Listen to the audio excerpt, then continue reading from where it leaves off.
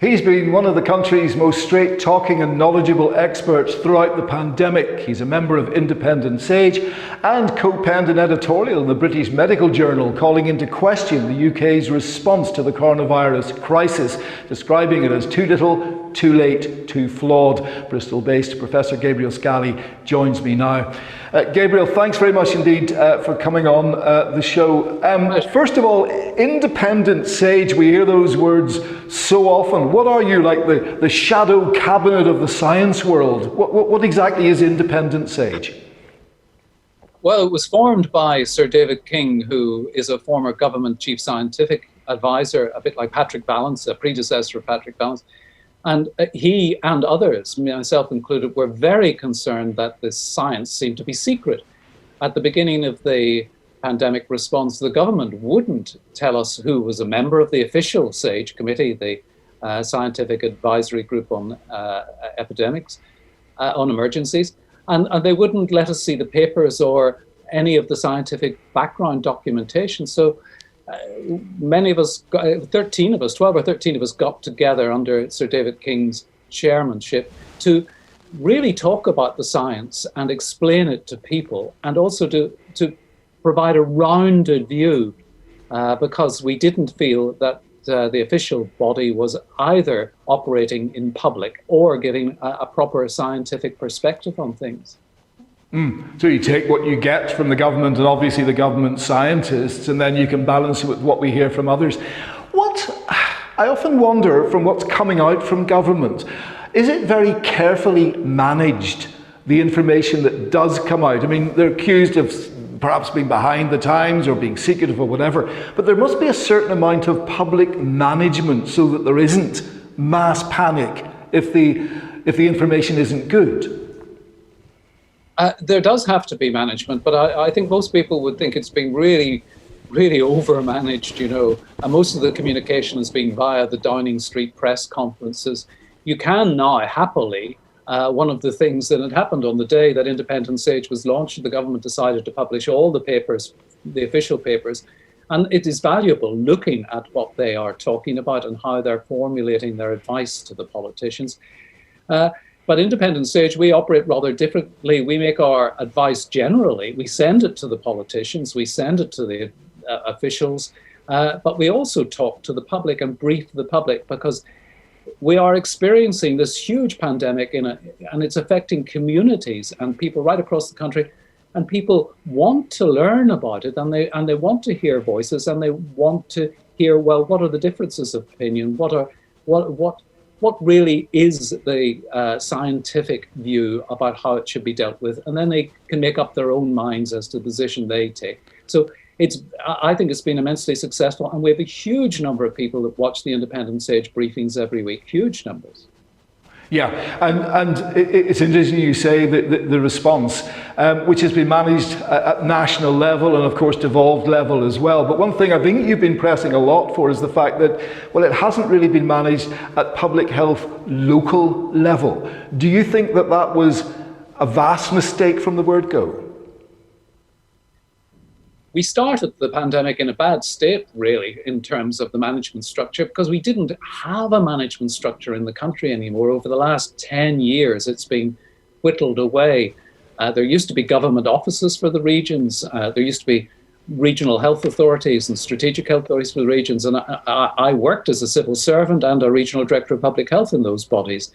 And there were strong local public health departments based in the NHS. And the NHS had a very strong public health function as a result. And all of that changed. The regional structures in the UK disappeared. A lot of power was centralised nationally. NHS England came into being. So the NHS is really run from the centre. And local directors of public health in local authorities had diminished roles, absolutely diminished budgets, and haven't been given the power and responsibility. In fact, they had no responsibility for infectious diseases coming into this pandemic. So it was in a bad state, and much of the infrastructure we did have had been repurposed to commissioning and contracting for services, not running things. So when the government wanted to make things happen, Well, what they were left with were Downing Street press conferences because there was very little they could do. They couldn't pull a gear lever that would enable a big response at local level because the infrastructure just wasn't there anymore. And that has been, I think, one of the learning points. And it's bound to come up in the future public inquiry as a really major problem. Yeah, you mentioned that public inquiry. I mean, sadly, I don't think that we've got maybe 7 or 8 years to wait until the outcome of that, because people do want to know some of the answers now. But, I mean, we've got the science here. We've got some incredible brains. We're looking at the vaccine rollout, which is absolutely exemplary. Why, Gabriel, were there so many deaths in the United Kingdom? What does that come down to? It can't just be because we were a couple of weeks late with lockdown. What do you essentially put that down to? Well, I think there are a range of factors, Steve. It's not possible to identify just one, but the key ones would be, well, we went into this pandemic in a bad state. You know, the health of the population of the UK, and particularly in England and Wales, was declining. Life expectancy had stalled. We're used to improving life expectancy, and over the last 100 years, it has steadily improved. Well, that steady improvement stopped in about 2012. And it's plateaued. And for some people, particularly women actually, in our most deprived communities, life expectancy has actually been falling. And we've seen record levels, for example, of drug-related deaths higher than they've ever been, record levels of diabetes, of sexually transmitted diseases, declines in cancer screening rates, declines in immunization rates. All of that added up to a health system and a public health system that wasn't working well, and a population that was really its health was under pressure going into it. So that was a big thing. And then the delay in putting measures into place, half-hearted measures, an over-reliance on national lockdowns, not having an effective find, test, trace, isolate and support system to deal with the virus at a local level. I mean, the problems were legion. One of the few things that has actually gone well, of course, has been the rollout of the vaccine. And maybe that's because it was given to the NHS to handle, and they've handled it extraordinarily well. And we're really lucky. If we hadn't had that, we would be in really deep difficulty yet again. Really? I mean, the vaccine, because the NHS have handled that, as they have with everything else, brilliantly. But, I mean, I dread to think, when we look at countries like India and when we look around the world, what state would the United Kingdom be in if we were, as even with France, Germany, Europe, if we were at that stage of our vaccine? It beggars belief what state this country would be in right now. Yeah, I think we would be really heading into a huge wave of cases. We may get a wave of cases, but I'm very hopeful that we can avoid that. And the vaccination has really come to our aid here. But Steve, you made the point about having to wait 7 or 8 years for an inquiry to come up with recommendations. I hope it can't be that long, because there is no guarantee that it'll be another 100 years before we have a pandemic. It's no guarantee it'll be 10 years. There's no guarantee it'll be 1 year. We actually really do need some rapid lessons to be learned about getting us fit for the future, to make sure that we're not swiped sideways by another pandemic. And we need to look at the countries that have really done so well. And what did they do? Places like Finland and Norway in Europe, or Japan, or New Zealand, Australia, Taiwan, all sorts of countries, most of them actually in the Far East, who've handled this so well and have not only avoided the terrible death toll that the UK has suffered, but avoided much of the economic consequences as well. We need to learn from elsewhere, and it would be one of my criticisms that we haven't looked enough at other countries and how they've handled it, and learned from them, copied them, and introduced those measures in the UK. We've just a couple of quick questions on the vaccine, which you say obviously have come to our rescue over the hill, but and linking it into the government information and those briefings. AstraZeneca, the rest of Europe sort of held back, and we were sort of looking at them and saying, what's wrong with you, for goodness sake? You know, these vaccines are going to sort it out.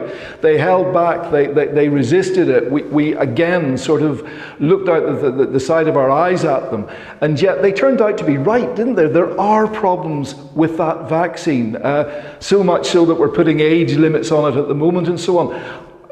Reassure us, Gabriel, if you can, or tell us where we stand with these vaccines and how safe they are, and whether or not they were slightly rushed in bringing them out. Well, the trials data for the vaccines were pretty good. In fact, I think most people involved in development of the vaccines would say they were remarkably good, and the amount of the effectiveness of the vaccines was higher, I think, than anyone had the right to expect. The AstraZeneca vaccine has had these problems with clots, but very, very small numbers. And when you think of the numbers of cases that we were having of the virus and the number of deaths the virus was causing, well, the risk from the AstraZeneca vaccine was really, really, really small compared to the benefit of avoiding those deaths. And particularly so because the data about where those clots occurred in terms of age profile, in terms of people's age and in terms of their gender and so on, indicated that we really did need to avoid giving that particular vaccine to that younger population, and particularly to women. So that's what happened. And I think that was a very reasonable way forward. And going forward, of course, we will learn all these lessons. And because vaccines shouldn't be regarded as the complete solution, because in fact, talking of the AstraZeneca one started to be used in South Africa, and they stopped because they found that the effectiveness was really much lowered when it came to dealing with the South African variant.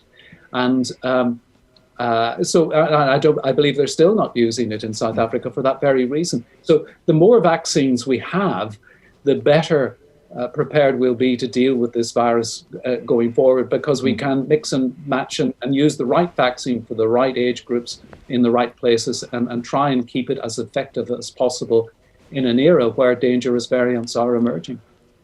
And that looks like what might be happening in the north of England at the moment, in Bolton and places where there is the Indian variant, and the problem perhaps is focusing a lot of the vaccines to the younger people who are going to need it there. How worried should we be, quite honestly, about this Indian variant as we look forward to releasing ourselves from the restrictions over the next couple of months? Well, what we know as we speak, Steve, is that it is a very, very infectious variant, and infectivity is one of the most dangerous things, because as everyone knows now, this word exponential, you can have a really steep acceleration in the number of cases.